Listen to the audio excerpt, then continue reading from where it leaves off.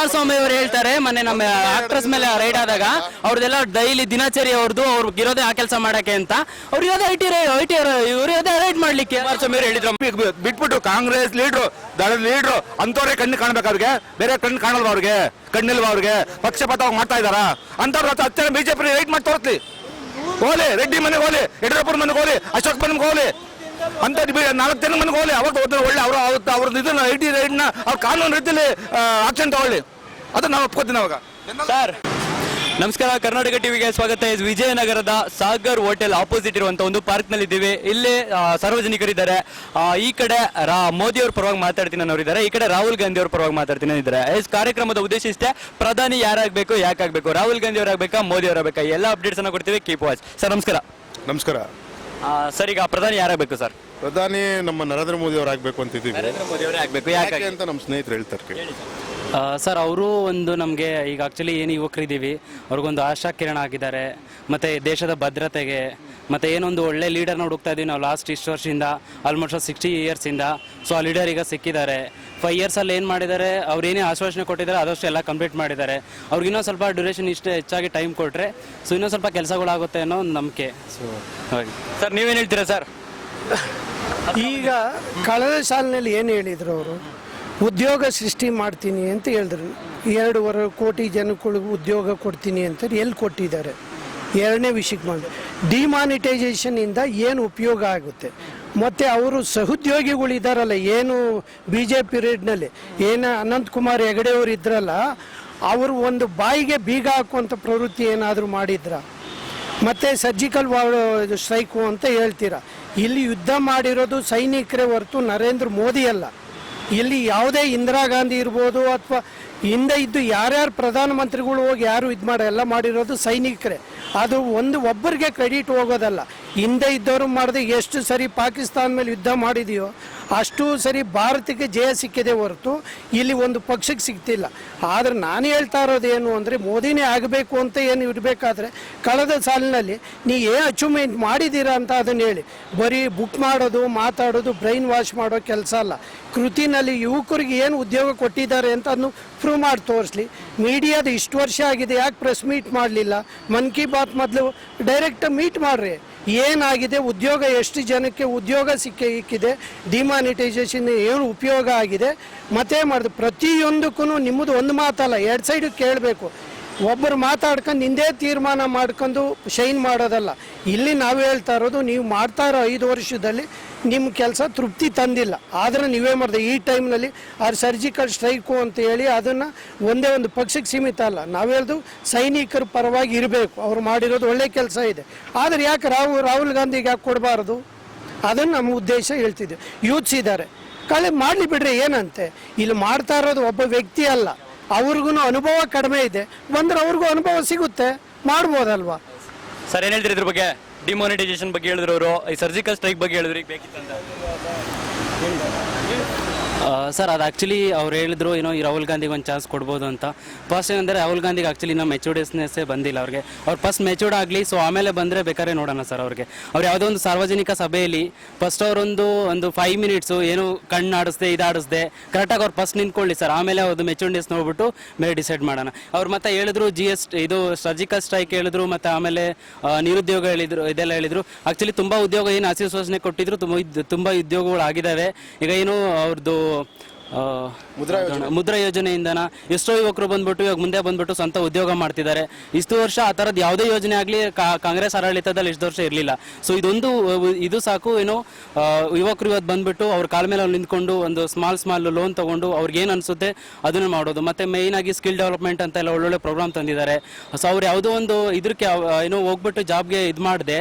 So ಅವ್ರವ್ರದ್ದು ಸ್ಕಿಲ್ನ ಏನಿದೆ so ಅದನ್ನ use ಮಾಡಿಕೊಂಡು ಸೊ ಅವ್ರ ಮುಂದೆ ಇದು ಮಾಡ್ಬೋದಾಗಿದೆ. ರಾಹುಲ್ ಗಾಂಧಿ ಅವ್ರು ಯಾಕೆ ಬೇಡ ಅಂತ ಹೇಳಿದ್ರಿ ನೀವೀಗ? ಸೊ ಅವ್ರಿಗೆ ಆಕ್ಚುಲಿ ಇದೇ ಹೇಳಿದ್ನಲ್ಲ ಸರ್, ಅವ್ರಿಗೆ ಸ್ವಲ್ಪ ಮೆಚೂರ್ಡ್ನೆಸ್ ಕಡಿಮೆ, ಅನುಭವ ಬೇಕು, ಮೆಚೂರ್ಡ್ನೆಸ್ ಕಡಿಮೆ. ಮತ್ತೆ ಅವ್ರು ಯಾವುದೇ ಒಂದು ಮಾತಾಡ್ತಾನೆ ಸರ್, ರಾಹುಲ್ ಗಾಂಧಿ ಅವ್ರಿಗೆ ಯಾವುದೇ ಒಂದು ನ್ಯಾಷನಲ್ ಅಂತಮ್ ಆಗಲಿ ಒಂದೇ ಮಾತ್ರ ಮಾಡಬೇಕಾದ್ರೆ ಫಸ್ಟ್ ಅವರು ಒಂದು ಅಟೆನ್ಷನ್ ಸ್ಟೇಜಲ್ಲಿ ನಿಂತ್ಕೊಳ್ಳಿ ಫಸ್ಟು, ಓಕೆನಾ? ಸೊ ಅವಾಗ ಅವ್ರಿಗೆ ಫಸ್ಟ್ ಮೆಚೂರ್. ಈಗ ಯಾವುದೇ ನೀವು ಇಲ್ಲಿ ಹಿಂದೆ ಆಗಿರೋ ಯಾವುದೇ ಕಾರ್ಯಕ್ರಮ ನೋಡಿ, ಅವ್ರು ಯಾವುದೇ ಇದ್ರಲ್ಲಿ ನೋಡಿದ್ರು ಒಂದು ಕಣ್ಣು ಮುಚ್ಕೋದು. ಮೊನ್ನೆ ಅಷ್ಟೇ ಹುತಾತ್ಮರಿಗೆ ಇದನ್ನು ಕೊಡಬೇಕಾದ್ರೂ ಕೂಡ ಅವರು ಕಣ್ಣು ಆಡಿಸಿದ್ದು ಅದೆಲ್ಲ, ಅದನ್ನ ಅದು ಮೆಚೂರ್ಡ್ನೆಸ್ ತುಂಬ ಕಡಿಮೆ ಅನಿಸುತ್ತೆ ಅವ್ರಿಗೆ. ಏನ್ ಹೇಳ್ತೀರಾ ಸರ್? ರಾಹುಲ್ ಗಾಂಧಿ ಅವರಿಗೆ ಮೆಚುರಿಟಿ ಇಲ್ವಂತೆ. ಒಂದೇ ಮಾತ್ರ ಅಂದ್ರೆ ನಾಡಗೀತೆ ಆಗಿರ್ಬೋದು, ರಾಷ್ಟ್ರಗೀತೆ ಆಗಿರ್ಬೋದು, ನಮ್ಮ ದೇಶಕ್ಕೆ ಸಂಬಂಧಪಟ್ಟ ಯಾವುದೇ ಗೀತೆಗಳಿಗೆ ರೆಸ್ಪೆಕ್ಟ್ ಕೊಡಕ್ ಬರಲ್ಲ, ಒಂದು ಅಟೆನ್ಷನ್ ಸ್ಟೇಜ್ ಅಲ್ಲಿ ಇರಲ್ಲ ಅಂತ ಹೇಳ್ತಾರೆ. ಒಂದು ಮೆಚುರಿಟಿ ಪ್ರಶ್ನೆ ಬರೋದಿಲ್ಲ. ಈ ಬರೋದೇನು, ಒಬ್ಬ ಮೆಚುರಿಟಿ ಬಂದ ತಕ್ಷಣ ದೇಶ ಆಳ್ತಾನೆ ಅಂತನೂ ಆಗಲ್ಲ. ಪ್ರತಿಯೊಂದಕ್ಕೂ ಅವ್ರದ್ದೇ ಆದ ಒಂದು ಎಲ್ಲ ಪ್ರತಿಯೊಬ್ಬ ಮಿನಿಸ್ಟ್ರುಗಳು ಸೇರಿ ಒಂದು ತೀರ್ಮಾನ ತಗೊಳ್ಳುವಾಗ ಅವರೊಬ್ಬರದೇ ಒಬ್ಬರದೇ ತೀರ್ಮಾನ ಇಲ್ಲಿ ಬರೋದಿಲ್ಲ. ಮೆಚುರಿಟಿ ಪ್ರಶ್ನೆ ಬರೋದಿಲ್ಲ. ನಾನು ಹೇಳ್ತಿದ್ದೀನಿ, ಇವತ್ತು ಉದ್ಯೋಗ ಸೃಷ್ಟಿಯಾಗಿದೆ, ಎಷ್ಟು ಉದ್ಯೋಗ ಸೃಷ್ಟಿಯಾಗಿದೆ. ಮತ್ತು ಸಣ್ಣ ಕೈಗಾರಿಕೆಗಳು ಈ GST ಬಂದ ಮೇಲೆ ಎಷ್ಟು ಫ್ಯಾಕ್ಟ್ರಿಗಳು ಬಾಗಿಲಾಕಿದ್ದಾವೆ ಅಂತ ನೀವೇ ಸರ್ವೆ ಮಾಡಿ ನೋಡಿ. ಎಷ್ಟು ಇದು ಮಾಡಿದೆ, ಉದ್ಯೋಗ ಎಷ್ಟು ಕಳ್ಕೊಂಡಿದ್ದಾರೆ ಅನ್ನೋದು ಅದು ನೋಡ್ಕೊಂಬಿಟ್ಟು ಆಮೇಲೆ ಹೇಳಿದ್ರೆ ನಾನು ಅದನ್ನ ಒಪ್ಕೊಳ್ಳೋಕೆ. GST ಬಂದ ಮೇಲೆ ಸಣ್ಣ ಕೈಗಾರಿಕೆಗಳೆಲ್ಲ ಬಾಗಿಲು ಮುಚ್ಚಿಬಿಟ್ಟಿದೆ ಅಂತ ಹೇಳ್ತಾರೆ. ನೀವೇನ್ ಹೇಳ್ತೀರಾ ಸರ್? ಅದು ಸಣ್ಣ ಕೈಗಾರಿಕೆ ಮುಖ್ಯ. ಏನು ಫೇಕ್ ಕಂಪ್ನೀಸ್ ಇದ್ವು, ಸೊ ಏನು ಫೇಕ್ ಕಂಪ್ನೀಸ್ ನಡೆಸ್ತಾ ಇದ್ರು ಅದು ಮಾತ್ರ ಕ್ಲೋಸ್ ಆಗಿರೋದು. ಅದು ಬಿಟ್ಟು ಏನು ಕರೆಕ್ಟಾಗಿ ಕಂಪ್ನೀಸ್ ನಡೆಸಿದ್ದಾರೆ, ರಿಜಿಸ್ಟರ್ ಮಾಡಿ ಕಂಪ್ನಿ ನಡೆಸ್ತಿದ್ದಾರೆ, ಯಾವ ಕಂಪ್ನಿನೂ ಕ್ಲೋಸ್ ಆಗಿಲ್ಲ ಸರ್. ಅದು ಎಷ್ಟು ಫ್ಯಾಕ್ಟ್ರಿಗಳು ಮುಚ್ಚವ್ರೆ ಅನ್ನೋದನ್ನ ನೀವು ಅರ್ಥ ಮಾಡ್ಕೊಳ್ರಿ. ಅಲ್ಲ ರೀ, ಎಷ್ಟು ಇದಾವೆ ಲೆಕ್ಕ ಹಾಕೊಳ್ರಿ. ಹೇಳಿ ಸರ್ ನೀವು ಅದು ತಪ್ಪು ಅಂತ ಹೇಳೋದಕ್ಕಲ್ಲ, ಅವ್ರ ಅಭಿಪ್ರಾಯ, ವೈಯಕ್ತಿಕ ಅಭಿಪ್ರಾಯ. ನಾವು ಅವ್ರು ಹೇಳ್ತಾರ ಸರಿ ಅಂತಾನು ನಾವು ಹೇಳಲ್ಲ, ನಾವು ಸರಿ ಅವ್ರದ್ದು ಅಂತಲ್ಲ. ಇಲ್ಲೇನಿದ್ರು ನಿಮ್ಮ ಅಭಿಪ್ರಾಯ ಏನಿದೆ ಅದನ್ನ ಜನ ತಿಳ್ಕೊಳ್ಳಿ ಅಷ್ಟೇ, ಜನ ತಿಳ್ಕೊಳ್ಳಿ ಅನ್ನೋ ಉದ್ದೇಶ ಅಷ್ಟೇ, ಬಿಟ್ರೆ ಬೇರೆ ಏನಿಲ್ಲ. ಒಬ್ಬ ಮೆಚುರಿಟಿ ಬಂದ್ಬಿಟ್ಟ ತಕ್ಷಣಕ್ಕೆಲ್ಲ ದೇಶ ಆಳೋದಕ್ಕೂ ಸಾಧ್ಯ ಇಲ್ಲ. ಅಲ್ಲಿ ಪ್ರತಿಯೊಬ್ಬರದ್ದು ಪಾತ್ರ ಇರುತ್ತೆ. ಇವತ್ತು ಉದಾಹರಣೆಗೆ ಅಂತಂದ್ರೆ, ಇವಾಗ ಇಂದಿರಾ ಗಾಂಧಿ ಸೊತ್ತಾಗ ಈ ರಾಜೀವ್ ಗಾಂಧಿ ಬಂದಾಗ ಅವಾಗ ಅವ್ರಿಗೆ ಏನು ಪರಿಪಕ್ವತೆ ಇತ್ತು, ಆದ್ರೂ ದೇಶ ಆಳಲಿಲ್ವಾ? ನರಸಿಂಹರಾವ್ ಎಲ್ಲ ದೇಶ ಆಳಲಿಲ್ವಾ? ಪ್ರತಿಯೊಬ್ಬರು ಅವ್ರದೇ ಆದಂತ ಬಂದಂತ ಒಂದು ಸ್ಟೇಜಿಗೆ ಬಂದಾಗ ಅವ್ರ ತಂತಾನಾಗೆ ಜ್ಞಾನಗಳು ಬಂದೇ ಬರುತ್ತೆ. ರಾಜೀವ್ ಗಾಂಧಿ ಅವ್ರಿಗೆ ಮೆಚುರಿಟಿ ಇರ್ತಿಲ್ಲ ಅಂತ ನೀವು ಒಪ್ಕೊಂತೀರಿ? ಏನು ಮೆಚುರಿಟಿ ಇಲ್ಲ ಅಲ್ಲ ರೀ, ಆ ಪದವಿಗೆ ಹೋದಾಗ ತಾನಾಗೆ ಮೆಚುರಿಟಿ ಬರುತ್ತೆ ರೀ. ಒಂದು ಸಣ್ಣ ಉದಾಹರಣೆ, ಇವತ್ತು ನಾವು ಕುಮಾರಸ್ವಾಮಿ ಅವರು ಕರ್ನಾಟಕದ CM ಆಗಿ ಒಳ್ಳೆ ವ್ಯಕ್ತಿ ಅಂತ ಹೇಳ್ತವ್ರೆ. ಆದ್ರೆ ಅವರು CM ಆಗೋಕೆ ಬದಲು ಒಂದು MLA, ಅವರು ಒಂದು MLA ಆಗೋಕ್ಕೂ ಸಾಧ್ಯ ಇಲ್ಲ ಅಂತ ಹೇಳಿದರು. ಲಾಸ್ಟ್ 20 ತಿಂಗಳು ಅವರು CM ಕೊಟ್ಟ ಮೇಲೆ ಅವರ ಅನುಭವ ಬಂದಮೇಲೆ ಇವತ್ತು ಒಳ್ಳೆ ಆಡಳಿತ ಕೊಡ್ತಾ ಇದ್ದಾರಲ್ಲ CM ಆಗಿ. ಆ ರೀತಿ ಇರಬೇಕಾದ್ರೆ ಅದು ಅಲ್ಲಿ ಹೋಗ್ಬೇಕು, ಕಲ್ತ್ಕೊಂಡ್ ಬರಬೇಕು ಅಂತ ಏನಿಲ್ಲ. ಅಲ್ಲಿ ಕೊಟ್ಟಾಗ ಅದ್ರ ತಂತಾನಾಗೆ ಬರುತ್ತಲ್ಲ, ಅದರೊಳಗೆ ಇದೇ ಬರಬೇಕು ಅಂತೇಳ. ನಾನಿಂದ ಕಳೆದ ಸಾಲಿನಲ್ಲಿ ಏನು ಇವತ್ತು ಪೆಟ್ರೋಲ್ ಬೆಲೆ ಇವತ್ತು ಎಷ್ಟಿತ್ತು ನೀವು ಹೇಳಿದ್ರೆ, ಅವತ್ತು ಏನು ಮಾಡಿದೆ, ಒಂದು ಗ್ಯಾಸ್ ವಿಷಯಕ್ಕೆ ಬರ್ತೀನಿ. ಗ್ಯಾಸ್ನಲ್ಲಿ ಏನು ಮಾಡಿದ್ರು, ಅವ್ರದ್ದು ಈ ಏನು ಸಬ್ಸಿಡಿ ಅಮೌಂಟ್ ಅವ್ರಿಗೆ ಹೋಗ್ತಾ ಇತ್ತು. ಆದರೆ ಅವ್ರಿಗೇನು ಅದು ಸಬ್ಸಿಡಿಯನ್ನೇ ನಿಲ್ಲಿಸ್ಬಿಟ್ಟು ದುಡ್ಡು ತಗೊಂಬಿಟ್ಟು ಗ್ಯಾಸ್ ತೊಗೊಂಬಿಡ್ರಿ 800, 900, 1000 ರೂಪಾಯಿವರೆಗೂ ಆಯ್ತು ರೀ. 36 ರೂಪಾಯಿ ಕೊಡ್ಬೋದಾಯಿತು. ಯಾವುದಕ್ಕೆ? ಪೆಟ್ರೋಲು. ಇವತ್ತೆಷ್ಟಿದೆ, ಅದ್ರ ರೇಟ್ ಜಾಸ್ತಿ ಕಡಿಮೆ ಮಾಡಿದ್ದಾರೆ. ಹೇಳ್ರಿ ನೋಡೋಣ. ಮೋದಿ ಮಾಡಿದ್ದಾರೆ ಅಂತ ಹೇಳ್ತೀರಾ, ಆದರೂ ಮಾಡಿರೋದಾದ್ರೆ ನಾವು ಶಬಾಷ್ಗಿರಿ ಕೊಡೋಣ. ಆದರೆ ಇನ್ನೊಬ್ರು, ನಾನು ರಾಹುಲ್ ಗಾಂಧಿನೇ ಮಾಡಬೇಕು ಅಂತ ಉದ್ದೇಶ ಅಲ್ಲ. ಯಾಕೆ ಮೋದಿ ಅಲ್ಲ, ಬೇರೆ ಯಾರ ಗಠಬಂಧನದಲ್ಲಿ ಯಾರಾದ್ರೂ ಒಳ್ಳೆ ವ್ಯಕ್ತಿ ಇದ್ರೆ ಅವ್ರು ಮಹಾಗಠಬಂಧನದಲ್ಲಿ ಯಾರಾಗಬೇಕು ಅಂತ ಬಯಸ್ತಿರೋ? ನಾನೇ ಮಾಡಿದ್ರೆ ಮಾಯಾವತಿ ಆಗ್ಬೋದು ಅನಿಸ್ತದೆ. ಮಾಯಾವತಿ ಆಗಬೇಕು ಅಂತ ಬಯಸ್ತೀರಿ? ಯಾಕಾಗಿ? ಯಾಕಂದ್ರೆ ಅವ್ರು ಒಳ್ಳೆ ಇದಿದೆ ರಾಜಕೀಯದಲ್ಲಿ, ಅವರು ಮುಖ್ಯಮಂತ್ರಿಯಾಗಿ ಅನುಭವ ಇದೆ, ಮತ್ತೆ ಇದು ಲೋಕಸಭೆಯಲ್ಲಿ ಅನುಭವ ಇದೆ ಅಂತವ್ರು ಕೊಟ್ಟು ನೋಡ್ಬೋದಲ್ವಾ? ಏನ್ ಹೇಳ್ತೀರಾ ಸರ್? ಏನು ಹೇಳಿ? ನೀವು ಹೇಳಿ ಸರ್. ಹೋಗ್ಲಿ. ಯಾಕೆ ನಾವು ನರೇಂದ್ರ ಮೋದಿ ಆಗಬೇಕು ಅಂತ ಇಷ್ಟ. ಯಾಕೆಂದರೆ 60 ವರ್ಷದಿಂದ ಮಾಡತಕ್ಕಂಥದ್ದು 5 ವರ್ಷದಲ್ಲಿ ಎಲ್ಲನೂ ಮಾತಾಡೋಕ್ಕೆ ಆಗೋದಿಲ್ಲ. ಸ್ವಲ್ಪ ಸಮಯ ಬೇಕು. ಅವ್ರಿಗೆ ಈ ಟೈಮ್ನು ಕೊಟ್ಟರೆ ಖಂಡಿತ ನಮ್ಮ ದೇಶ ಇನ್ನೂ ಡೆವಲಪ್ ಆಗ್ಬೋದು ಅಂತ ನಮ್ಮ ಅನಿಸಿಕೆ 100%. ಯಾಕೆ ಉದಾಹರಣೆ, ನಾನು ಒಬ್ಬ ಸ್ಮಾಲ್ ಸ್ಕೇಲ್ ಇಂಡಸ್ಟ್ರಿ, ನಾನು 20-25 ಲಕ್ಷ ಸಾಲಗಾರನಾಗಿ 1 ರೂಪಾಯಿ ಉಡ್ತಿರಲಿಲ್ಲ. ಅಂಥ ಟೈಮಿನಲ್ಲಿ ನನಗೆ ಬ್ಯಾಂಕ್ನಲ್ಲಿ ಸಹಾಯ ಮಾಡಿದ್ದಾರೆ. ವಿತೌಟ್ ಕೊಲೆಸ್ಟ್ರಾಲ್ ಡಾಕ್ಯುಮೆಂಟಲ್ಲಿ ನನಗೆ 10 ಲಕ್ಷ ಲೋನ್ ಕೊಟ್ಟರು. ಯಾಕೆ ಕೊಟ್ಟರು? ನನ್ನ ಉದ್ಯೋಗ ಸೃಷ್ಟಿ ಮಾಡಿದ್ದಾರೆ. ಅದಕ್ಕೆ ನಾನು ಹ್ಯಾಪಿಯಾಗಿದ್ದೀನಿ. ಅದಕ್ಕೋಸ್ಕರ ನಾನು ಮತ್ತೆ ಮೋದಿಯವ್ರನ್ನ ಇನ್ನೊಂದು ಟರ್ಮ್ ಬರಬೇಕು ಅಂತ ನಾನು ಆಸೆ ಪಡ್ತೀನಿ. 60 ವರ್ಷದಿಂದ ಕಾಂಗ್ರೆಸ್ ಸರ್ಕಾರ ಮಾಡಿರುವಂತಹ ಸಾಧನೆಗಳನ್ನ ಮೋದಿ ಅವರು 5 ವರ್ಷನೇ ಮಾಡಿದ್ದಾರೆ. ಇನ್ನೊಂದು 5 ಟರ್ಮ್ ಕೊಟ್ಟು ಖಂಡಿತ ಮಾಡ್ತಾರೆ ಸರ್. ಸರ್ ಅವ್ರು ಹೇಳಿದ್ರು 60 ವರ್ಷದಿಂದ ಕಾಂಗ್ರೆಸ್ ಸರ್ಕಾರ ಏನ್ ಸಾಧನೆ ಮಾಡಿದೆ ಅದನ್ನ ಕೇವಲ 5 ವರ್ಷದಲ್ಲಿ ಮೋದಿ ಅವರು ಮಾಡಿದ್ದಾರೆ ಅಂತ ಹೇಳಿದ್ರು.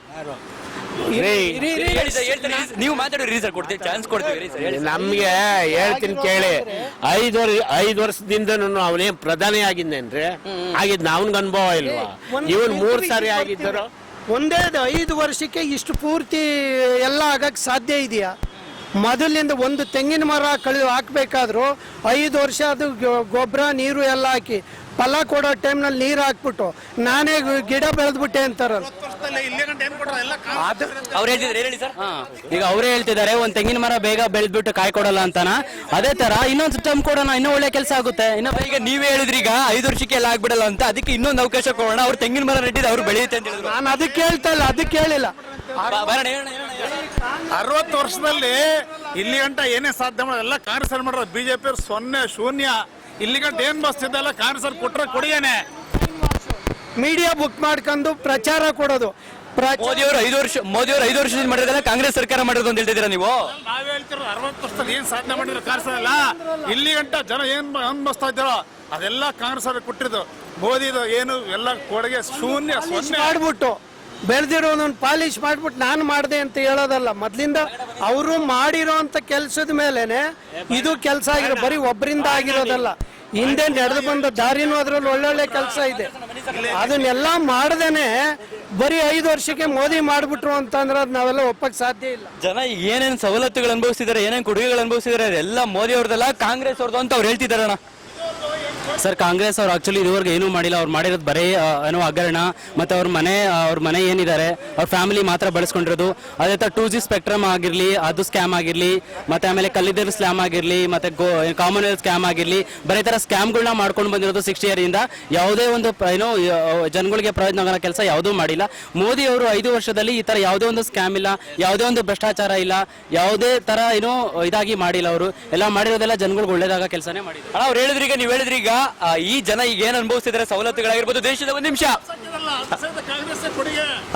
ಓಕೆ ಪೋಲಿಯೋ ಡ್ರಾಪ್ಸ್ ಹಾಕ್ಸಿದ್ರೆ ಕಾಂಗ್ರೆಸ್ ಅವ್ರ ಕೊಡುಗೆ ಓಕೆ ಒಪ್ಕೊಳ್ಳೋದು ಅವ್ರು ಹೇಳಿದ್ರು ಹೇಳ್ತೀವಿ ಕೇಳಿ.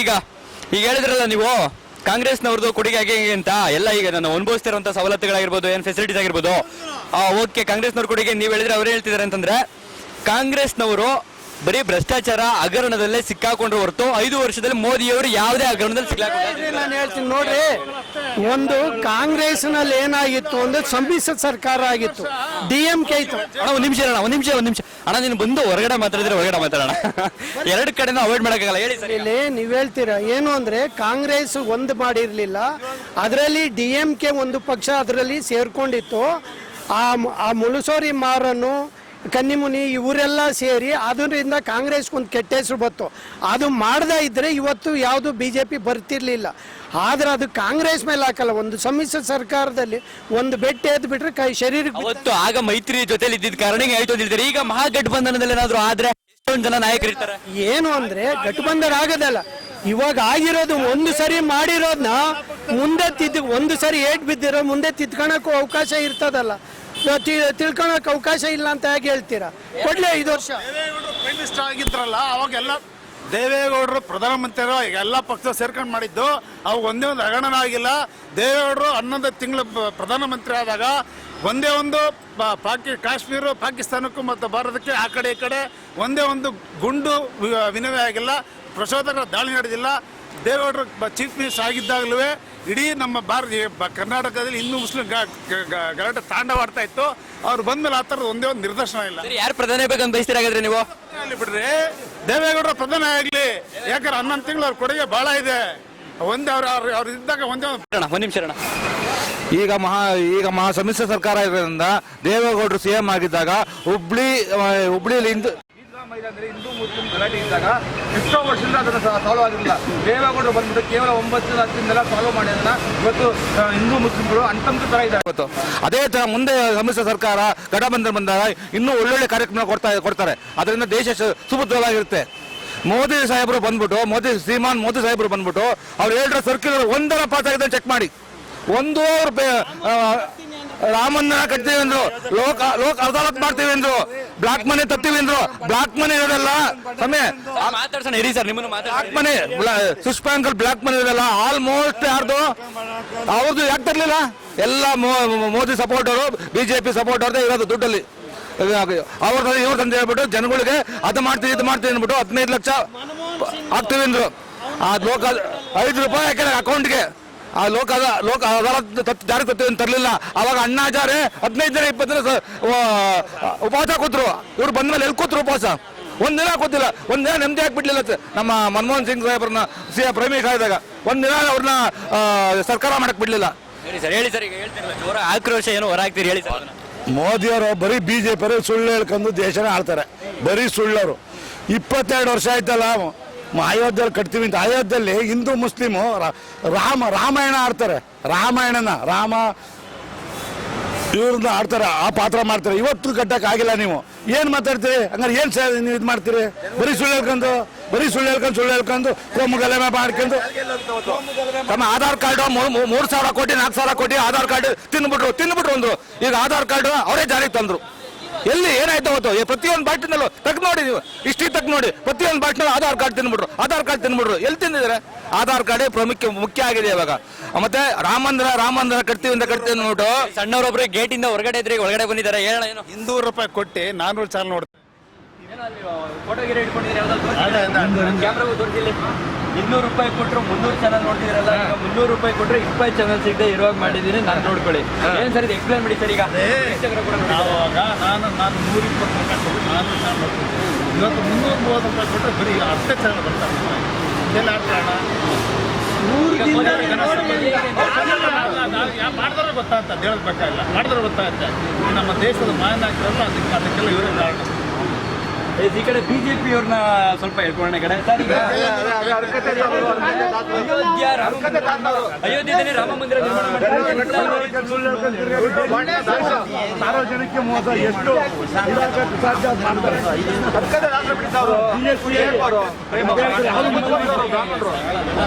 ಕೋರ್ಟ್ ಅಲ್ಲಿ ಇರೋದು ಅದು ಬಂದ್ಬಿಟ್ಟು ನಾವ್ ಹೇಳ್ದಷ್ಟು ಟೈಮ್ಗೆ ಆಗ್ಲಿಕ್ಕೆ ಆಗಲ್ಲ. ಅದು ಕೋರ್ಟ್ ಏನ್ ಡಿಸೈಡ್ ಮಾಡುತ್ತೆ ಅದ್ರ ಮೇಲೆ ಹೋಗಕ್ಕಾಗೋದು. ಸೊ ಇದನ್ನ ಅದನ್ನ ಹೇಳ್ಬಿಟ್ಟು ಇವ್ರು ಅದ್ ಮಾಡಕ್ಕಾಗಲ್ಲ ಅಂತ.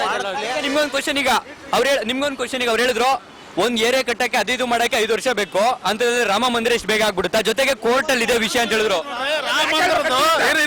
ರಾಮ ಮಂದಿರ ಇವತ್ತಿಂದಲ್ಲ ರೀ, ಅವೆಲ್ಲ 30 ವರ್ಷ ನಾವು ರಾಮ ಮಂದಿರ ಕಟ್ಟಿ ಅಂತ ಹೇಳ್ತಿದ್ದಾರೆ. ರಾಮ ಮಂದಿರ ದೇವಸ್ಥಾನ ರಾಮ ಮಂದಿರ ಕೆಡುವಾಗ ಯಾರು ಅಡ್ಡ ಬರ್ಲಿಲ್ಲ. ರಾಮ ಮಂದಿರ ಕೆಡುವಾಗ ಯಾರು ಅಡ್ಡಿಲ್ಲ. ಕಟ್ಟಕ್ಕೆ ಏನ್ ಕಷ್ಟ ನಮ್ಗೆ ಈಗ? ಸರ್ ಹೇಳಿ ಸರ್, ಈಗ ಹೇಳಿ ಸರ್, ಈಗ ಹೇಳಿದ್ರೆ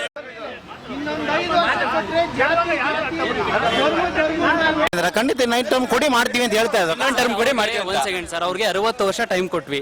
ಓಕೆ, ಇಲ್ಲಿ ಇವ್ರಿಗೆ ಇನ್ನೊಂದು ಟೈಮ್ ಕೊಡೋಕೇನು? ಅವ್ರು 60 ವರ್ಷದಲ್ಲಿ ಏನ್ ಮಾಡಿದ್ರು? 60 ವರ್ಷದಲ್ಲಿ ಏನೋ ಮಾಡಕ್ಕಲ್ಲ, 4 years ಅಲ್ಲಿ ಮಾಡಿದ್ದಾರೆ. ಅದೆಲ್ಲ ಎಲ್ಲ ಯೂತ್ಸ್ ಒಪ್ತಾರೆ.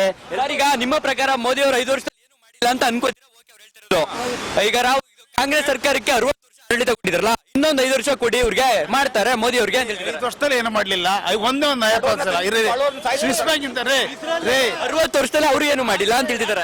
ಯಾಕೆ ಮಾಡಿಲ್ಲ? ಇಲ್ಲಿ ಏನು ಇಲ್ಲಿ ಗಂಟ್ಲು ಅನುಭವ ಇರೇ ಸಾಮಾನ್ಯ ಜನ ಸರ್ ಈಗೇನ್ ಮಾಡುದು? ಮೋದಿ ವಿರುದ್ಧ ನೋಡಿ ಸರ್, ನಿಮ್ಮ ಸ್ನೇಹಿತರಿಗೆ ವಿರುದ್ಧವಾಗಿ ಮಾತಾಡೋ ಧೈರ್ಯನೇ ಇಲ್ದಂಗೆ ಮಾಡ್ಬಿಟ್ಟಿದ್ದಾರೆ.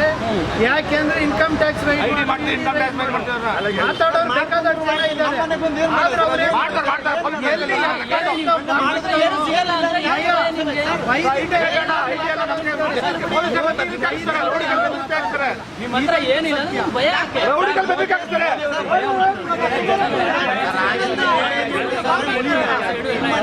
ಅವ್ರ ಹತ್ರ ಏನು ಇಲ್ಲ ಅಂತ, ಯಾವ್ದು ಹಗರಣ ಮಾಡಿಲ್ಲ, ಅವ್ರು ಯಾವ್ದು ಅಮೌಂಟ್ ಇಟ್ಕೊಂಡಿಲ್ಲ.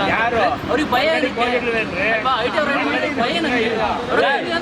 ಇನ್ಕಮ್ ಟ್ಯಾಕ್ಸ್ ಅವರು ಬರ್ತಾರೆ. ಇನ್ಕಮ್ ಟ್ಯಾಕ್ಸ್ ಅವ್ರ ಕೆಲಸನೇ ರೈಡ್ ಮಾಡೋ ಕೆಲಸ. ನಮ್ಮ ದೇಶದ ನಮ್ಮ ರಾಜ್ಯದಲ್ಲಿ ಎಷ್ಟು ಜನ ಬಿಸಿಎಂ ಎಲ್ಲ ಹಗರಣ ಮಾಡಿ ಜೈಲಿಗೆ ಬಿಜೆಪಿ ಈಗ ಬಿಜೆಪಿ ಅಷ್ಟೇ ನಮ್ಮ ರಾಜ್ಯದಲ್ಲಿ ಒಂದು 10 ಜನ ಜೈಲು ಹೊಂಟಲ್ಲಪ್ಪ. ಅವ್ರಾರು ಹಗರಣ ಮಾಡಿ ಜೈಲು ಹಂಗೆ ಹೊಂಟು ಜೈಲಿಗೆ ಅವ್ರಾರು ಕಂಡ್ಲಂಗೆ ಬರೀ ಇವರೇ ಕಂಡ್ರ ಹೇಳ್ತಾ ಇದ್ದಾರೆ. ನಾನು ಹೆಂಗೆ ನಾನು ಅಡ್ವಾನ್ಸ್ ಟ್ಯಾಕ್ಸ್ ಮಾಡ್ತೀನಿ, ನನ್ಗೆ ಹೆಂಗೆ ಕ್ಲಿಯರ್ ಆಗಿದೆ. ಅವ್ರ IT ನಮಗೆ ಸರ್ಟಿಫಿಕೇಟ್ ನೀವು ಯಾಕೆ ಅವ್ರು ಹುಡ್ಕೊಂಡ್ರಿ? ನೀವು ಅಲ್ಲಿಗೆ ಬರೀ ದಳದಾರ ಯಾಕೆ ಹುಡ್ಕೊಂಡಿದ್ದೀವಿ ನೀವು? ಬಿಜೆಪಿ ಇಲ್ವಾ? ಬಿಜೆಪಿ 5 ವರ್ಷ ಚುನಾವಣೆಗೂ ಮುನ್ನ ನಡೀತಾ ಇರುವಂತ IT ರೇಡ್ ಈಗ ಬಿಜೆಪಿ ಅವ್ರದ್ದೇ ಕೈವಾಡ ಅಂತ ಹೇಳ್ತೀರಾ? ಹೌದು, ಅವ್ರು ಮಾಡಿರೋ ಗೊತ್ತು ಸ್ವಾಮಿ. ನಾವ್ ಹೇಳಕ್ ಇಂಥವ್ರು ಮಾಡಕ್ ಯಾರು ಮಾಡೋರು ಗೊತ್ತಾಗ್ತಾರ. ಹಂಗೆ ಹುಡುಗಿ ಕಂಡಿದ್ದು ಹಂಗೆ ಕಾಣ್ತದಲ್ರಿ. ಈಗ ಏನು ಅಂದ್ರೆ ಏನೇ ಮಾಡ್ಬೇಕಾದ್ರೆ ಮಾಡ್ರೆ ಗೊತ್ತಿಲ್ವ ಅಂತ. ಸರ್, ಎಲೆಕ್ಷನ್ ಮೂವ್ಮೆಂಟ್ ಅಲ್ಲಿ ಯಾಕೆ IT ರೇಡ್ ನಡಿಬೇಕಿತ್ತು? ಪುಟ್ಟರಾಜ್ ಅವ್ರ ಮನೆ ಮೇಲೆ ಯಾಕೆ IT ರೇಡ್ ನಡಿಬೇಕಿತ್ತು ಅಂತ ಕೇಳ್ತಿದ್ರು ಅವರು. ಸರ್, IT ರೇಡ್ ಅವ್ರದ್ದು ಹೇಳಿದ್ರಲ್ಲ, ಕುಮಾರಸ್ವಾಮಿ ಅವರೇ ಹೇಳ್ತಾರೆ ರೈಡ್ ಮಾಡೋದಕ್ಕಲ್ವಾ? ಅದನ್ನ ನಾವು ಕ್ವಶನ್ ಮಾಡಕ್ಕಾಗಲ್ಲ. ಅವ್ರು ಡ್ಯೂಟಿ ಅವ್ರು ಮಾಡ್ಕೊಂಡು ಅವ್ರು ಹೇಳ್ತಿರೋದು ಅಂದ್ರೆ ಕೇಂದ್ರ ಸರ್ಕಾರದ ಅಧೀನಕ್ಕೆ ಐಟಿ ಅನ್ನೋದು ಅವರೆಲ್ಲ ಆಲ್ಮೋಸ್ಟ್ 6-7 ಮಂತ್ ಪ್ಲಾನ್ ಮಾಡಿ ಎಲ್ಲ ಮಾಡಿರ್ತಾರ ಅವರು. ಇವರೇ ಕುಮಾರಸ್ವಾಮಿ ಅವರು ಹೇಳ್ತಾರೆ, ಮೊನ್ನೆ ನಮ್ಮ ಆಕ್ಟ್ರೆಸ್ ಮೇಲೆ ರೈಡ್ ಆದಾಗ ಅವ್ರದೆಲ್ಲ ಡೈಲಿ ದಿನಚರಿ ಅವ್ರದ್ದು, ಅವ್ರಿಗೆ ಇರೋದೇ ಆ ಕೆಲಸ ಮಾಡಕ್ಕೆ ಅಂತ. ಅವ್ರು ಇರೋದೇ ಇವರು ರೈಡ್ ಮಾಡ್ಲಿಕ್ಕೆ ಕುಮಾರಸ್ವಾಮಿ ಅವರು ಹೇಳಿದ್ರು ಮಾತನಂತ.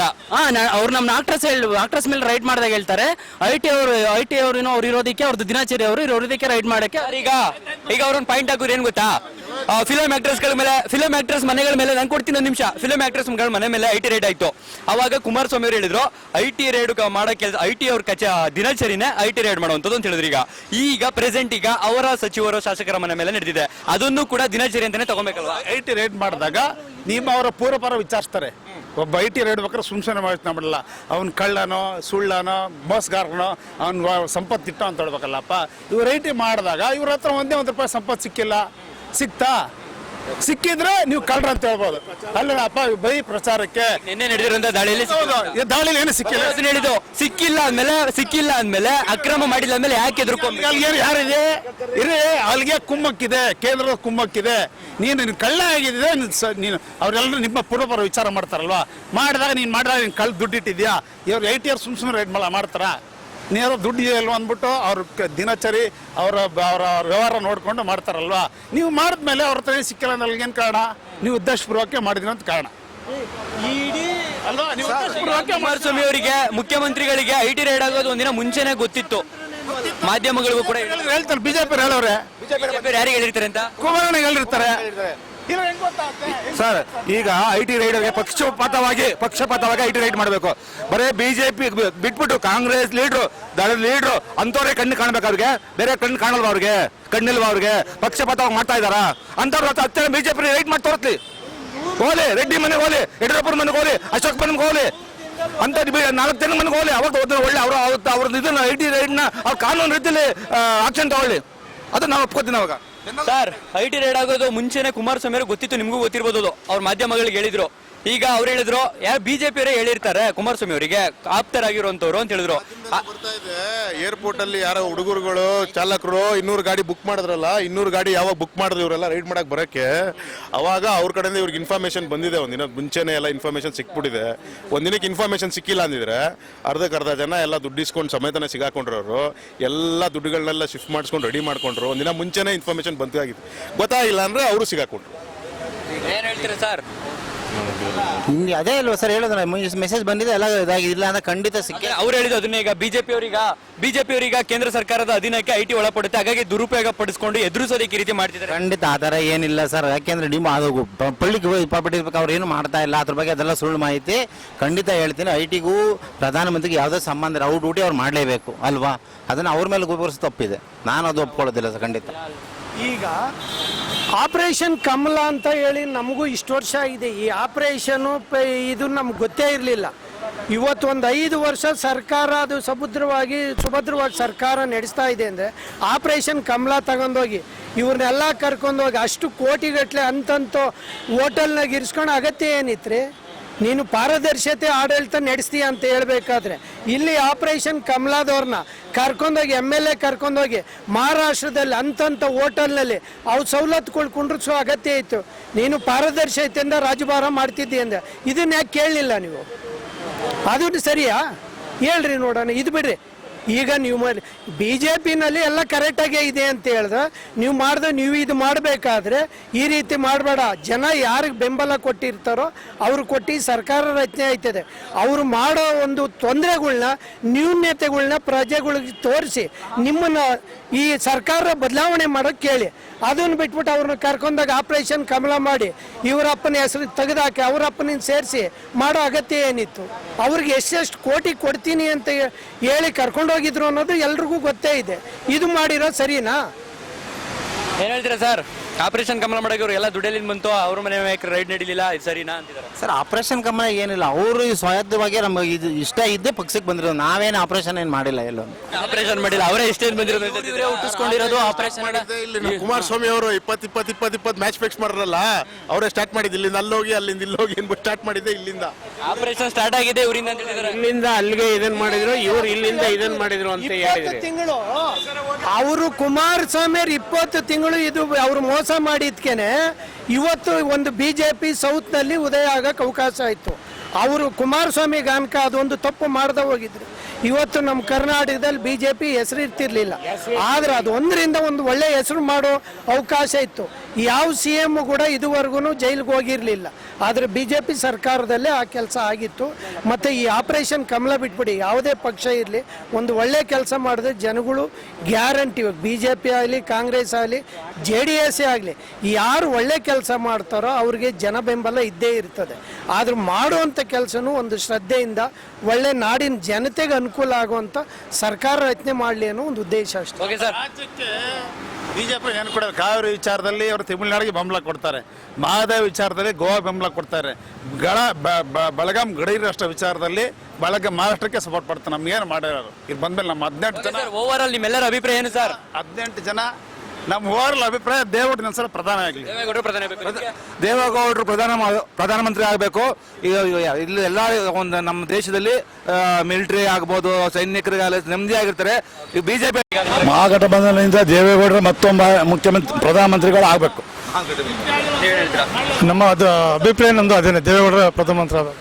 ನಮ್ದು ಅದೇ ಸರ್, ನಮ್ದು ಅದೇ ಸರ್. ಸರ್ ನಮ್ದು ಅದೇ ಸರ್, ದೇವೇಗೌಡರ ಪಕ್ಕ ಆಗ್ಲೇಬೇಕಂತ. ದೇವೇಗೌಡರು ಪ್ರಧಾನ ಬೇಕು ನಿಮಗೆ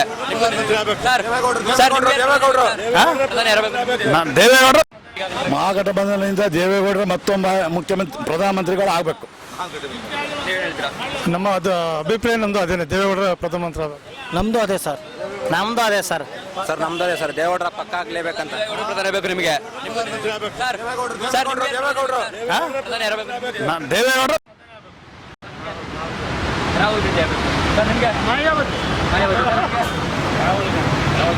ಸರ್ ನಿಮ್ಮ ಒಟ್ಟಿನ ಅಭಿಪ್ರಾಯ ಬಿಜೆಪಿ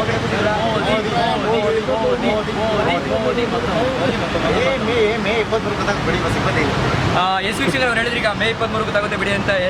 ಇಲ್ಲಿನ ಅಂದ್ರೆ ವಿಜಯನಗರದ ಸಾಗರ್ ಹೋಟೆಲ್ ಆಪೋಸಿಟ್ ಇರುವಂಥ ಪಾರ್ಕ್ನ ಜನರ ಅಭಿಪ್ರಾಯವಾಗಿತ್ತು. ಕೆಲವೊಬ್ರು ಹೇಳಿದ್ರು ಮಾಯಾವತಿ ಪ್ರಧಾನ ಬೇಕು ಅಂತ, ಇನ್ನೂ ಕೆಲವರು ಹೇಳಿದ್ರು ಗೋವಾದಿ ಪ್ರಧಾನ ಬೇಕು ಅಂತ, ಇನ್ನು ಹಲವರು ಹೇಳಿದ್ರು ಈ ಕಡೆ ದೇವೇಗೌಡರು ಪ್ರಧಾನ ಬೇಕು ಅಂತ. ಒಟ್ಟು ಇದಿಷ್ಟು ಇಲ್ಲಿನ ಜನರ ಒಂದು ಅಭಿಪ್ರಾಯವಾಗಿತ್ತು. ಇದೇ ರೀತಿಯ ಮತ್ತಷ್ಟು ಅಪ್ಡೇಟ್ಸ್ ಅನ್ನು ಕೊಡ್ತಾ ಹೋಗ್ತೀವಿ. ಮಿಸ್ ಮಾಡಿದ್ರೆ ಕರ್ನಾಟಕ ಟಿವಿ, ಇದು ಕನ್ನಡಿಗರ ಧ್ವನಿ.